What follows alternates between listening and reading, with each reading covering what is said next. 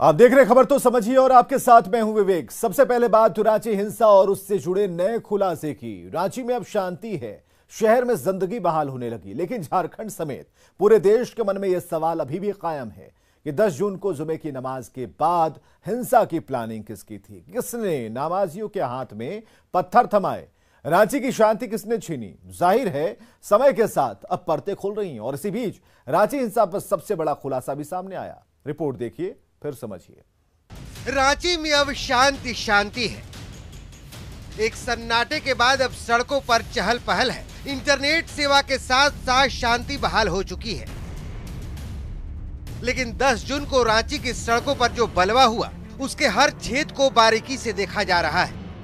हंगामे के 3 दिन बाद एफएसएल की टीम हथौड़ी, पिलास और पेचकस के साथ उस पोल पर पहुंची जिसे बलवाइयों की गोली ने ऐसा छेद किया था कि समाज सहम गया था।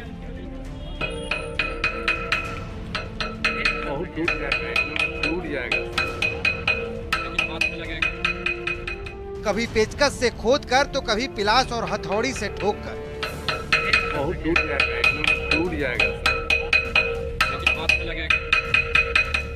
कड़ी मशक्कत के बाद आखिरकार बिजली के खंभे में फंसी गोली को निकाल लिया गया।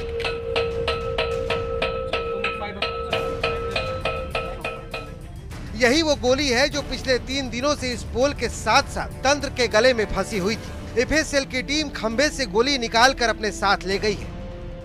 हमने आपको 11 जून को ही खंभे में फंसी गोली का पूरा सच दिखाया था।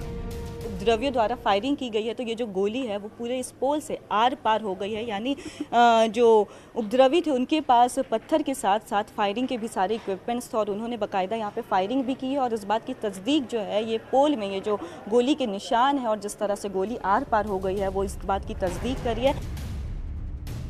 लेकिन इस पोल तक पहुँचने में एफएसएल की टीम को 3 दिन लग गए। जिन पत्थरबाजों ने रांची की शांति छीनी थी, अब उन पत्थरबाजों तक पुलिस पहुँचने की कोशिश कर रही है। लेकिन इसी बीच रांची की पूरी हिंसा का नया कनेक्शन सामने आया है। 10 जून को हुई रांची हिंसा पर सबसे बड़ा खुलासा।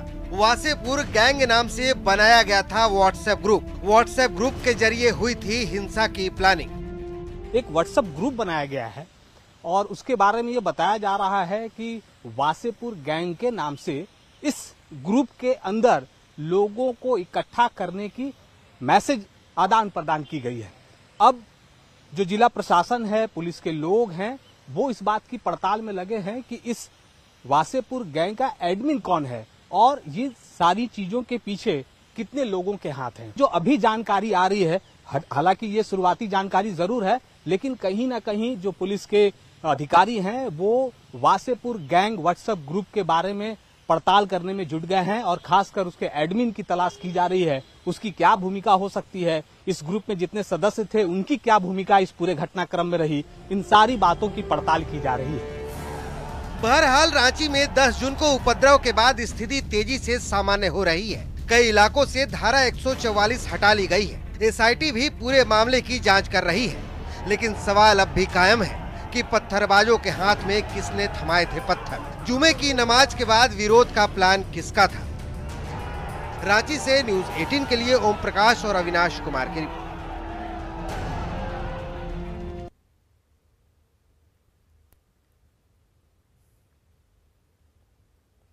तो रांची में हुई इस हिंसा पर राज्यपाल रमेश बैस ने प्रशासनिक अधिकारियों को तलब किया है और 10 जून और उसके बाद की घटनाओं पर पूरी जानकारी मांगी है। इस दौरान पुलिस महानिदेशक, अपर पुलिस महानिदेशक, रांची के उपायुक्त और वरीय पुलिस अधीक्षक मौजूद रहे।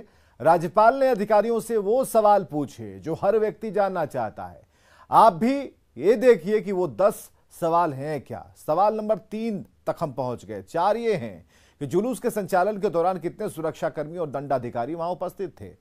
सवाल नंबर 5 है कि आपने कोई प्रिवेंटिव एक्शन क्यों नहीं लिया।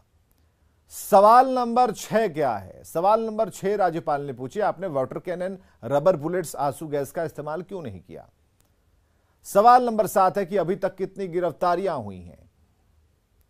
सवाल नंबर 8 है कि पुलिस अधिकारी और जवान हेलमेट और प्रोटेक्टिव गियर क्यों नहीं पहने हुए थे। सवाल नंबर 9, प्रदर्शनकारियों की पहचान कीजिए और मुख्य चौराहों पर फोटो चस्पा कीजिए। और सवाल नंबर 10, क्या अफवाह फैलाने वालों की पहचान हुई है? इसके अलावा 2 सवाल जो छूट गए थे उसे भी हम बताना आपको चाहेंगे। सवाल नंबर 1 क्या था? सवाल नंबर 1 था प्रस्तावित घटना, धरना प्रदर्शन, जुलूस के बारे में प्रशासन के पास क्या इनपुट्स थे, क्या जानकारी थी? और सवाल नंबर 2 था कि आपने क्या क्या व्यवस्थाएं कर रखी थी? सवाल नंबर 3 था कि आपके पास आईबी, सीआईडी और स्पेशल ब्रांच ने क्या क्या किया।